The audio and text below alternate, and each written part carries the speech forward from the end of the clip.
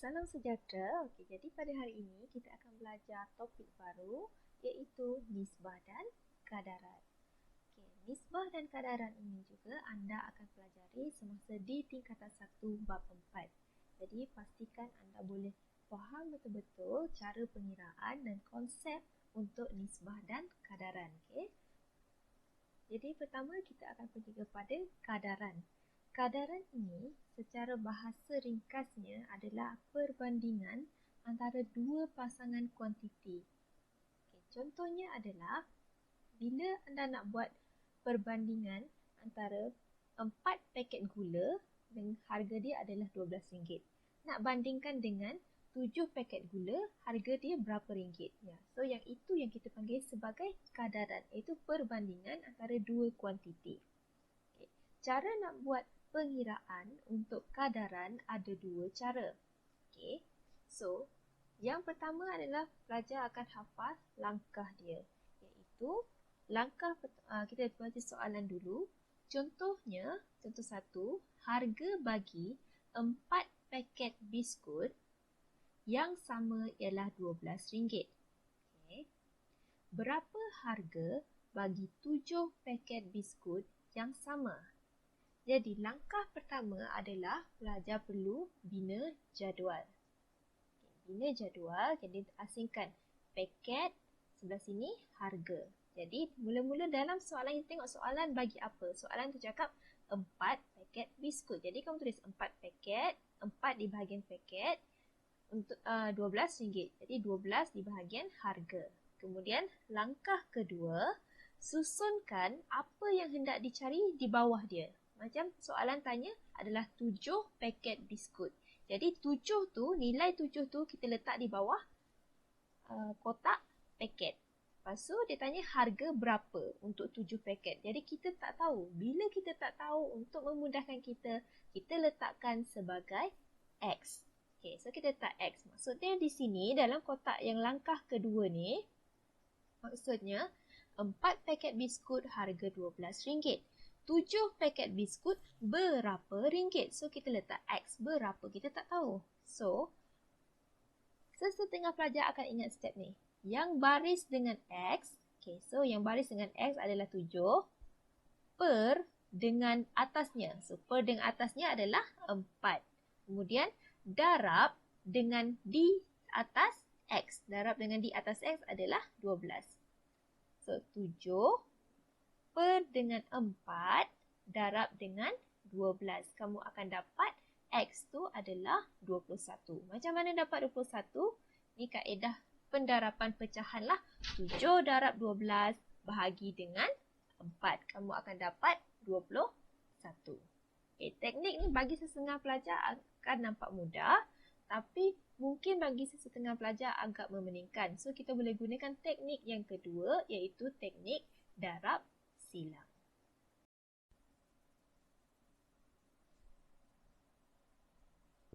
Okey, untuk video yang seterusnya, saya akan menunjukkan pengiraan menggunakan kaedah darab silang. Okey, kaedah darab silang ni macam lebih mudah untuk difahami oleh para pelajar. So, kita akan mulakan dengan contoh nombor 2. Sebanyak 20 van membawa 180 orang penumpang. Setiap van membawa bilangan penumpang yang sama. Jadi, hitungkan bilangan penumpang yang dibawa oleh 9 buah van. Jadi langkah pertama apabila anda nak buat kaedah darab silang adalah anda tuliskan apa yang soalan ni cakap. Soalan ni bercakap mengenai van dan juga mengenai penumpang. Jadi kamu tulis van dan juga penumpang ataupun kamu nak tulis orang. Okay. So, dekat baris pertama kamu tulis apa yang soalan dah berikan. Soalan dah bagi kamu 20 van ada 180 penumpang. Jadi kamu tulis di sini van ada 20, penumpang boleh dibawa adalah 180. Kemudian soalan tanya apa? Bilangan penumpang berapa kalau ada 9 buah van. Jadi kamu tulis ikut dia punya urutan lah. Kalau soalan tu kata 9 buah van, jadi kamu tulis di bahagian van 9. Orang berapa yang kita nak cari. So, kalau kita tak tahu, kita tulis di sebagai X. So, kaedah darab silang yang saya maksudkan tadi adalah kamu darab silang macam ni. 20 darab dengan X. Okay. Kemudian 9 darabkan dengan 180. Nampak tak sini berlaku darab silang.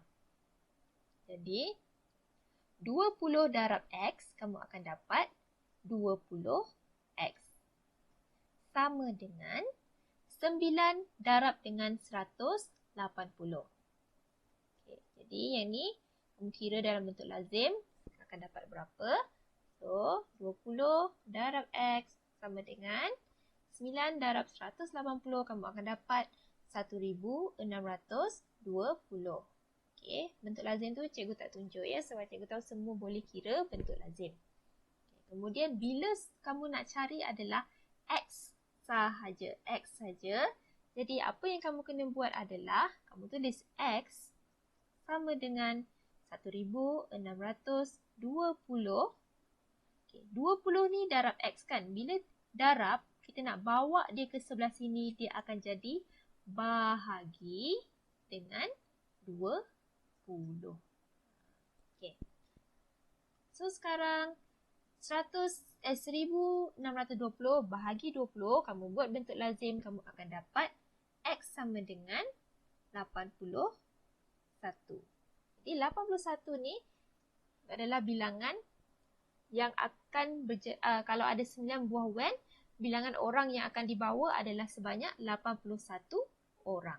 Ini maksudnya. Okey. Ini adalah untuk contoh yang pertama.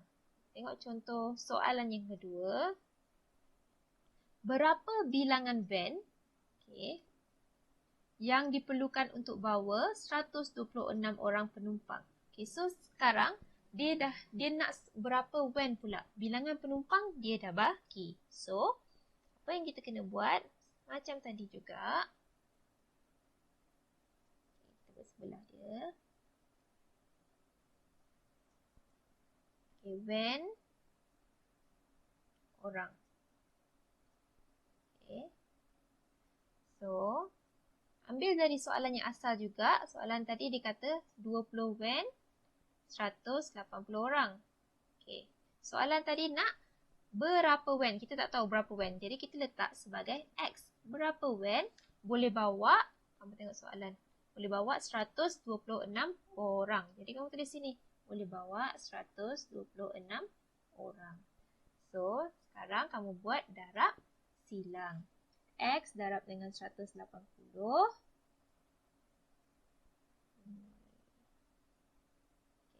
20 darab dengan 126. Jadi, X darab 180, kamu akan dapat 180X. Sama dengan 20 darab dengan 126. Okay. Jadi, kamu selesaikan bentuk lazim. Kamu akan dapat 20 darab 126.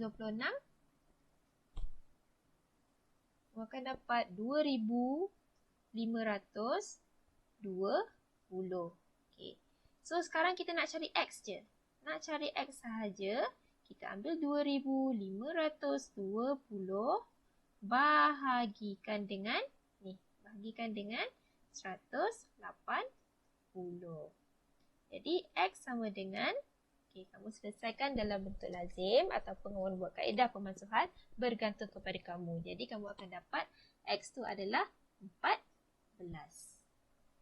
Maksudnya, kena ada 14 van boleh bawa 126 orang penumpang. Itu adalah kaedah darab silang.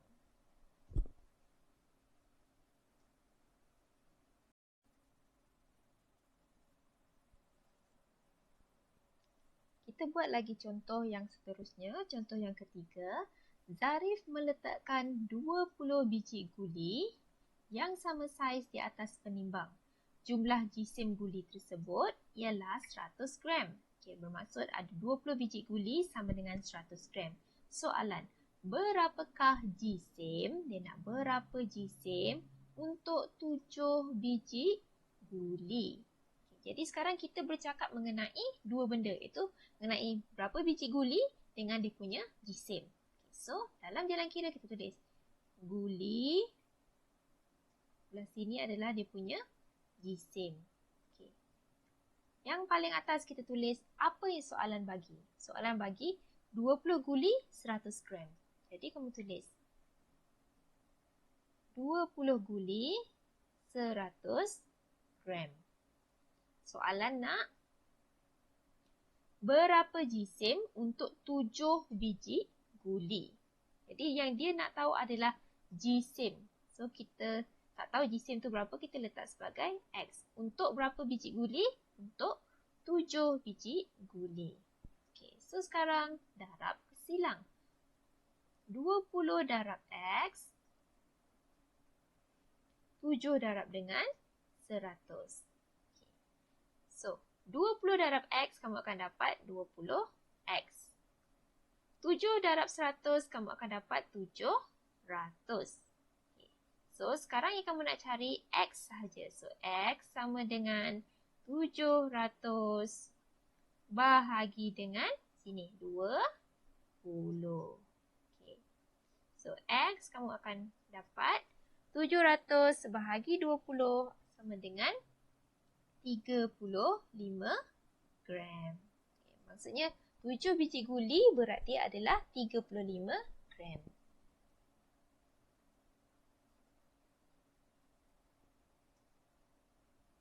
Ada contoh lain? Okey, so yang tu untuk kadaran. Next, kita akan masuk kepada nisbah.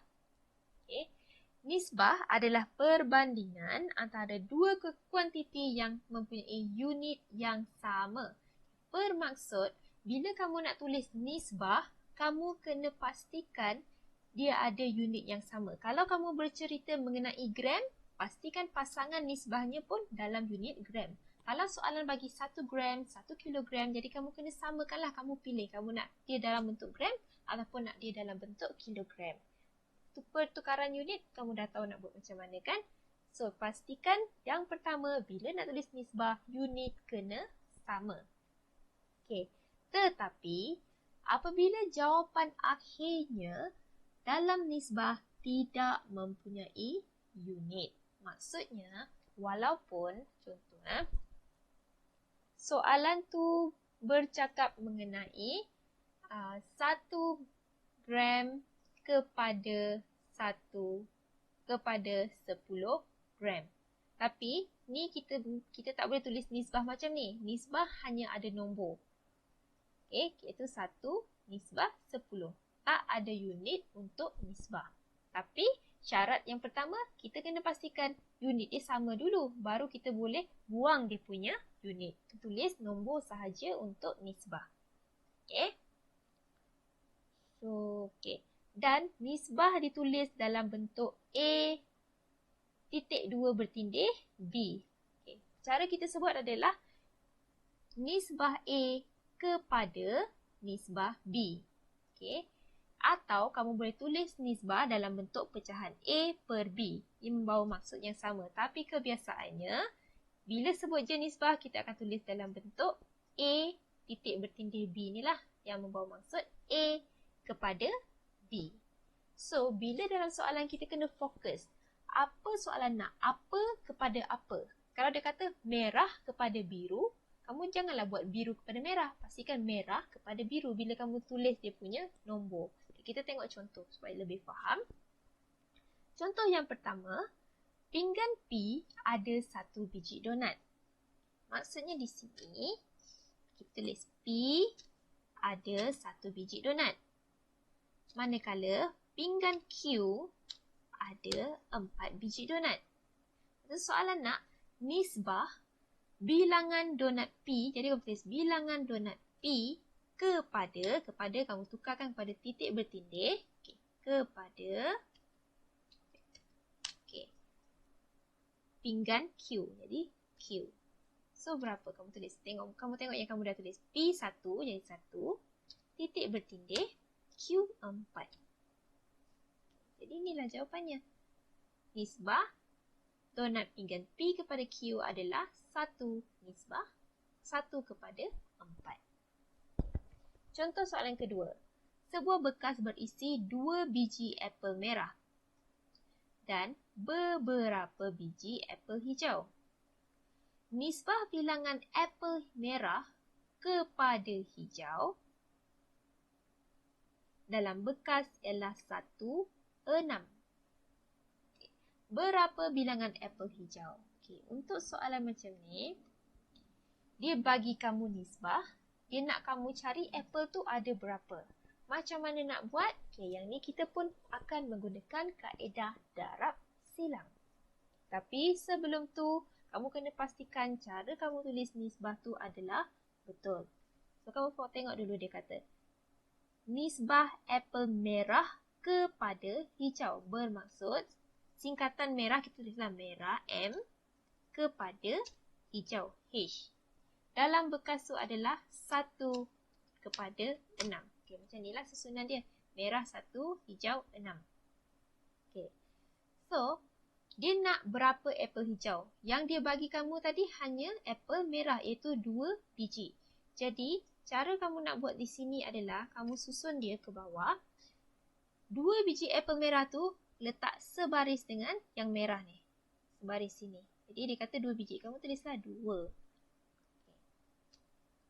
Pada berapa apel hijau? Dia just cakap sini beberapa. Kamu tak tahu. Jadi itu yang kamu nak cari. Jadi kamu akan letak dia berapa yang kamu tak tahu. Kamu akan letak sebagai X. So sekarang buat darab silang. Okay. Kita buat jalan kira di sini. 1 nisbah 6, 2 nisbah X. Jadi tadi 1 kepada 6. 2 kepada X. Okay. So, buat darab silang. 1 darab dengan X. 2 darab dengan 6. So, kamu akan dapat 1 darab X sama dengan X. 2 darab 6 sama dengan 12. Jadi, inilah jawapannya. 12. Maksudnya di sini, apel hijau adalah 12. Okey, boleh faham macam mana nak cari kalau soalan tu bagi nisbah tapi nak kamu cari bilangan yang sebenar. Jadi kamu tulis nisbah di atas ni. Lepas tu kamu tulis berapa yang soalan bagi. Macam tadi dia bagi 2. Pastikan 2 ni di bahagian bawah merah lah. Jangan pula 2 di bahagian hijau. Sebab hijau ni yang kamu nak cari, mula-mula kamu letak dia sebagai X dulu. Lepas tu kamu darab silang macam dalam ni, darab silang, kamu dapatlah X tu sama dengan 12. Okey. Contoh yang ketiga.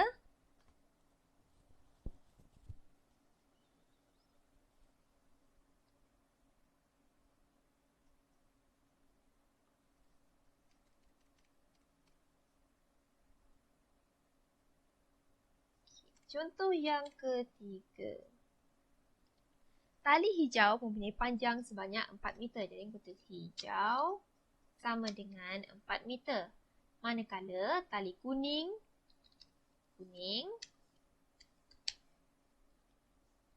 sama dengan 5 meter. So, soalan A, nisbah tali hijau kepada kuning. Maksudnya H kepada K. So, sama dengan berapa? Hijau kamu tulis tadi 4, kuning 5. Okay. So, ni adalah jawapannya. 4 kepada 5. B. Panjang tali kuning kepada hijau. Kuning kepada hijau. So, tulislah kuning dulu. Kuning tadi 5. Kepada hijau 4. Jadi, jawapannya 5 kepada 4. Dan soalan C, panjang tali kuning kepada jumlah panjang tali. Jumlah panjang tali di sini bermaksud hasil tambah tali hijau dengan tali kuning. Tali kuning campur dengan tali hijau. So, kuning tadi adalah 5 kepada hijau campur dengan kuning. Kamu akan dapat 5 campur 4. 9. Jadi jawapannya adalah 5 kepada 9. Okey. Ini adalah cara kamu buat nisbah. Dan ini soalan contoh 4 adalah soalan yang terakhir. Sebiji botol berisi 16 biji guli. 7 biji guli berwarna merah dan bakinya berwarna putih. Ini saya akan tunjuk di sini ya.